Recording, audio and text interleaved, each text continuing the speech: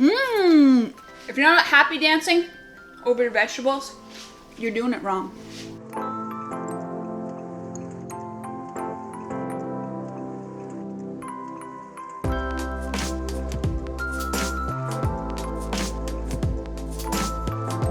Hi guys, and welcome to my kitchen. If you are new here, my name is Kaylee, and today in my kitchen, we're gonna be cooking up 3 of my favorite Chinese vegetables. I know in the summertime, or at least for me, I'm definitely craving fresh produce way more, and there's tons of different varieties out there. So today I wanted to show you maybe 3 different Chinese vegetables perhaps you haven't heard of before, and some simple recipes to go along with those. Now, growing up in rural Canada, there are a lot of different fruits, vegetables, different types of cuisines and foods that I never grew up seeing. I just didn't even know they existed. So now that I live in Toronto and there's tons of different variety, one of my favorite things is to go to different grocery stores or farmers markets just to check out the different types of produce and products that they have. But that can be a little bit intimidating. I know from personal experience, when I first started learning to cook Chinese food, I was really overthinking everything. And so today I wanted to break down just 3 simple recipes for 3 different Chinese greens. The 3 different Chinese vegetables we have here today are crown daisy, snow pea leaves, and something called hollow vegetable.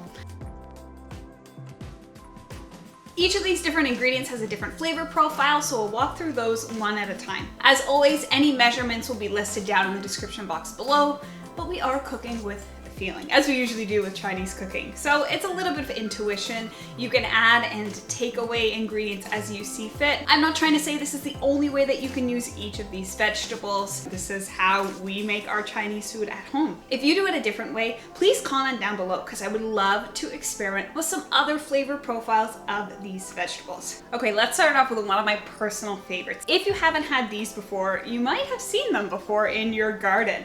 These are snow pea leaves, and one of the things that I love about Chinese cooking, and lots of cooking all over the world, things from the garden that you might think of as waste don't have to be waste. There's a lot of stuff out there that you can actually eat, snow pea leaves being one of those things. They have that sweet smell and sweet taste, kind of like a snow pea.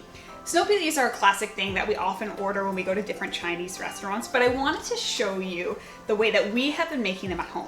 Because they have a little bit of a sweet taste, I like to actually enhance that by cooking these up in coconut oil.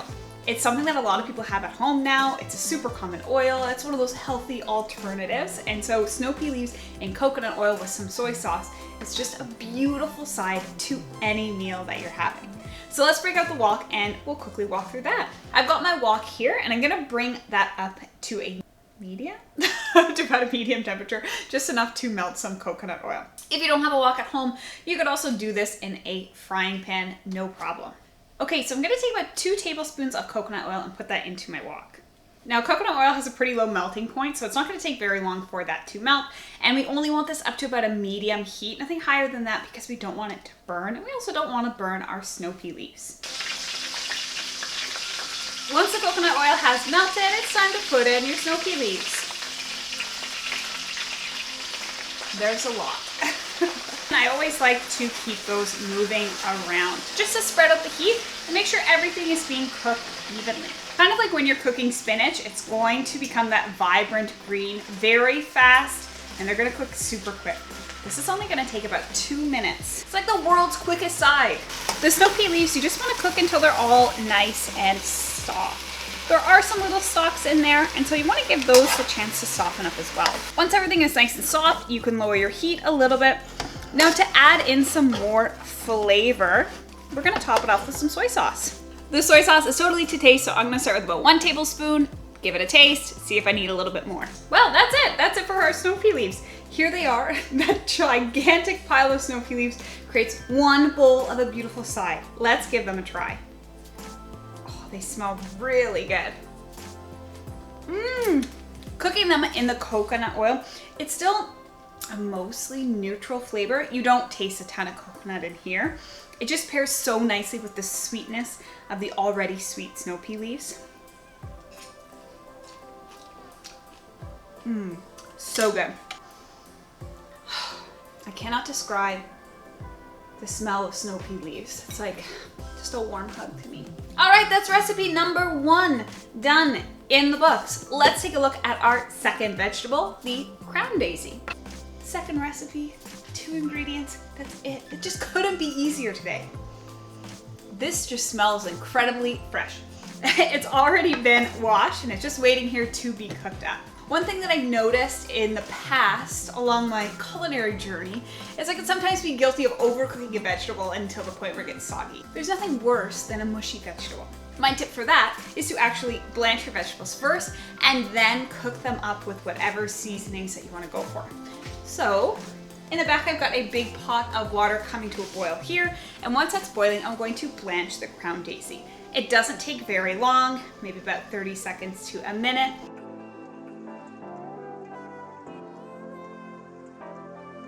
And once it's done blanching, I'm gonna take it out and put it straight into my wok. I'm just gonna bring this up to a medium heat, and it's time to add in our chili oil.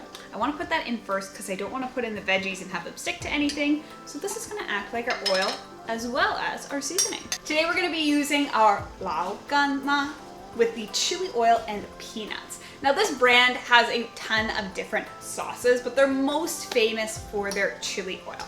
The 2 in particular that they're super famous for is the one with the peanuts, which we usually buy. It's just my favorite, and the one with beans. This bottle's enormous. When I saw this at TNT, I had to have it. You can be as stingy or as generous with your chili oil. I love this stuff, so I'm gonna start off with 2 tablespoons. Oh, there's just nothing like this. All right, chili oil is nice and warm. Time to add in our crown daisy.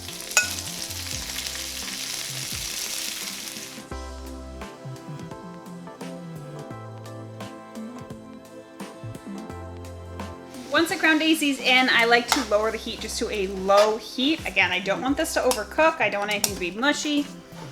It's literally in here for no time. Just enough to coat everything with your chili oil. At this time, you can taste it. If you'd like it a little bit more salty, feel free to add in some soy sauce.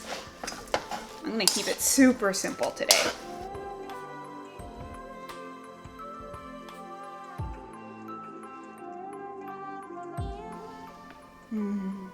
It smells so good.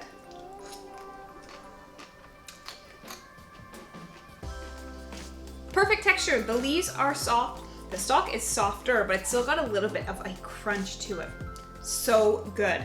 And the leaves just soak up so much flavor from our chili oil. This is definitely a very different flavor profile than the snow pea leaves that we made for the first recipe. Those ones have a little bit of sweetness to them.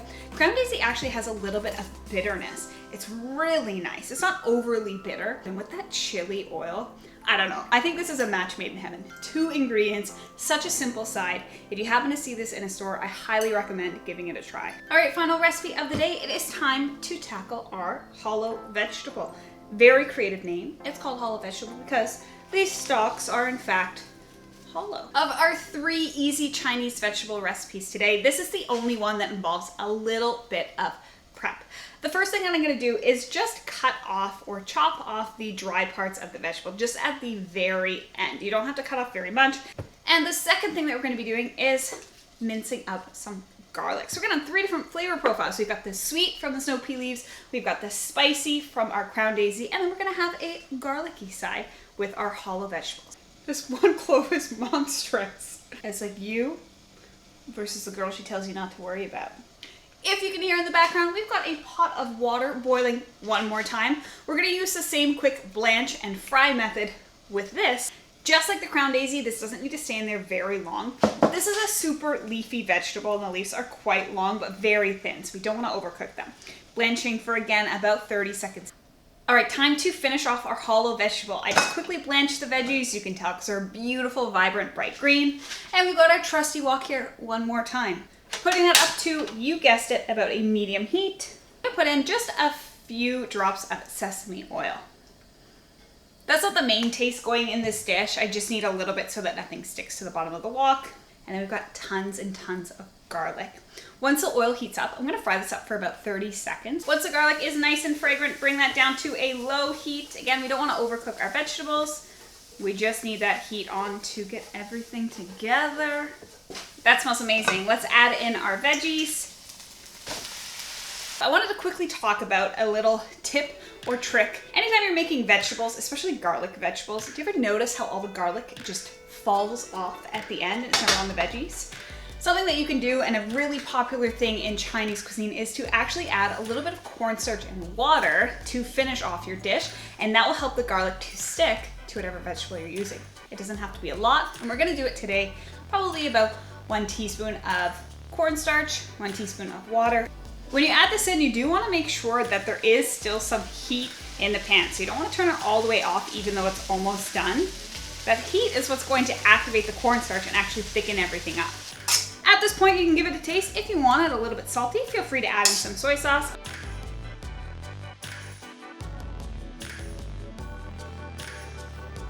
All right, time to give this one a taste. I love hollow vegetable. I also really like cooking it with the chili oil as well.